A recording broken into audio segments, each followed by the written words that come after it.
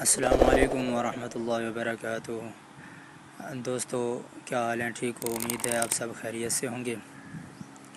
دوستو جو وظیفہ آج میں بتانے جا رہا ہوں یہ شادی شدہ حضرات کے لیے بہت زبردست وظیفہ ہے، اور اس کے ساتھ ساتھ آج کے دور میں اور اسلامی طور طریقے کے مطابق شریعت و دین کے مطابق بھی بہت اہم وظیفہ ہے۔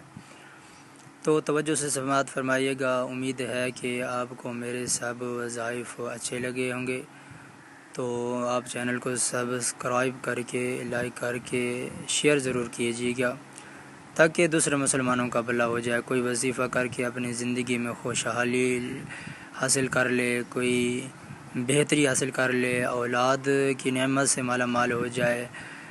تو اس طرح کی جو آپ شیئر کریں گے، دوسروں تک پہنچائیں گے، تو اللہ تبارک و تعالی آپ کو اجر عظیم عطا فرمائے گا۔ تو وظیفہ کیا ہے؟ وظیفہ یہ ہے کہ اپنی بیوی کو باحیا اور باپردہ بنانے کا وظیفہ۔ تو اسلامی طور مطابق بھی یہی ہے کہ باحیا اور باپردہ ہونا چاہیے۔